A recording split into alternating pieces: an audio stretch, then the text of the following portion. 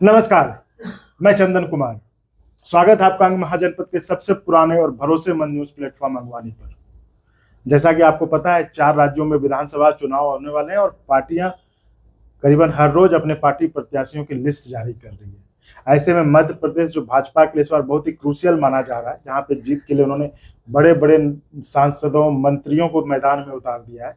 उसमें से एक पुराने बीजेपी के कद्दावर नेता लक्ष्मी नारायण यादव जो सागर से सांसद रह चुके हैं, 2 बार विधायक रह चुके हैं, मंत्री रह चुके हैं, उनके घर से बगावत की खबर आ रही है। हालांकि पूर्व सांसद लक्ष्मी नारायण यादव जी अब तो राजनीति में उतने सक्रिय नहीं रहे, लेकिन उनके बेटे काफी सालों से पार्टी के लिए काम करते रहे और काफी एक्टिव रहे थे। उन्होंने जब उनका पहली लिस्ट में नाम नहीं आया, दूसरी का भी इंतजार किया, तीसरी का भी इंतजार किया, जब फाइनल लिस्ट में नाम नहीं आया तब उन्होंने बगावती रुख अख्तियार कर लिया। और आज वही सुधीर यादव जी हमारे साथ बैठे हैं। सुधीर यादव से ही जानते हैं। सुधीर जी नमस्कार और स्वागत है आपका। क्या हुआ आखिर, इस बगावती मूड में क्यों चले गए आप? बीजेपी तो कैडर वाली पार्टी मानी जाती है। कैडर वाली पार्टी है, लेकिन उपेक्षा और अन्याय 2 चीजें मुख्य हैं।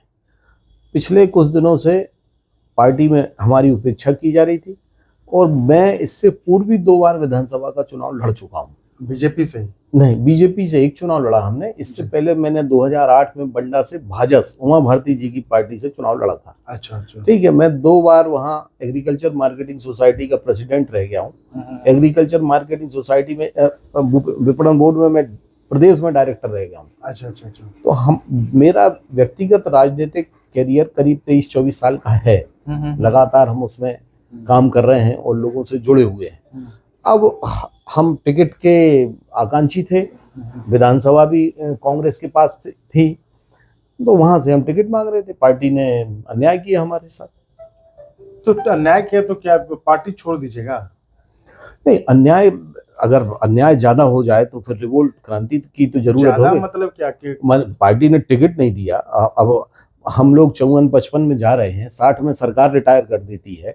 ये चुनाव जो होता है 5 साल में होता है, ये एग्जाम जो होता है वो 5 साल में होता है। और कोई भी चुनाव एग्जाम के रूप में लिया जाना चाहिए। वो 5 साल की मेहनत का उसका रिजल्ट होता है किसी नेता का। तो वही स्थिति में हमारा मामला था, तो हम इंतजार नहीं कर सकते थे। नहीं, इंतजार कह रहे हैं कि आप इंतजार नहीं, क्या आपको पार्टी ने कोई भरोसा दिया था पहले आप करें इंतजार, हम नहीं कर सकते थे? नहीं, पार्टी ने ये माना, हमें बुला के कहा कि टिकट गलत हो गया है।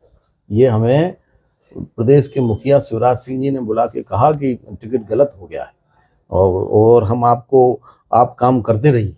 अच्छा। लेकिन इस सब के बावजूद ना टिकट बदला और ना कुछ वो हुआ, तो हम लोग निश्चित रूप से भारतीय जनता पार्टी को छोड़ दी।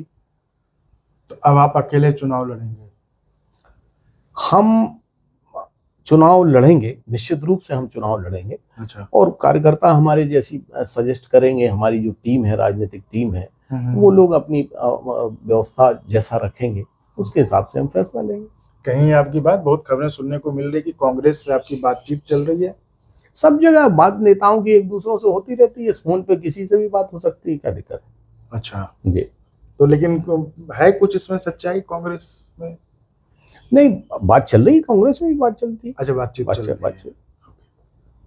तो आपको क्या लगता है, आपको बीजेपी टिकट क्यों कटा होगा? क्योंकि आपके पिताजी भी शुरू से बीजेपी के नेता रहे हैं, बीजेपी, और आपके मतलब आपकी खास पैठ रही है आपको वहाँ के वोटरों में, और यादव वोटर्स में, जो कि मध्य प्रदेश की आबादी का ठीक-ठाक प्रतिशत 8 से 9%, उसमें लक्ष्मी नारायण जी का नाम भी रहा और आप खुद भी काम किए हैं, आपकी भी पैठ है।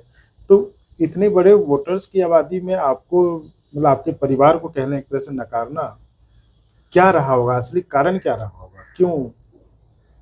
तो अब ये पार्टी किस आदमी ने क्या मैसेज दिया, किसने क्या कोशिश की, भारतीय जनता पार्टी भी एक बड़ी पार्टी है, किस आदमी ने काटने के लिए प्लान तैयार किया, कैसे तैयार किया और काटा लोगों ने। तो अब मतलब ये तय है कि अब आप चुनाव लड़ेंगे? निश्चित रूप से। तो ये थे सुधीर यादव जी। इन्होंने कहा है कि एलानिया तौर पर इन्होंने कह दिया कि अब ये चुनाव भले पार्टी ने टिकट ना दिया हो, जाहिर है तमाम राजनीतिक अटकलों के बीच की और भी कई बातें चल रही हैं इधर उधर, तो लेकिन जो भी नतीजा निकले, लेकिन ये चुनाव लड़ेंगे और नहीं कुछ हुआ तो इंडिपेंडेंट चुनाव लेकिन लड़ेंगे। धन्यवाद सुधीर जी। आपका भी धन्यवाद।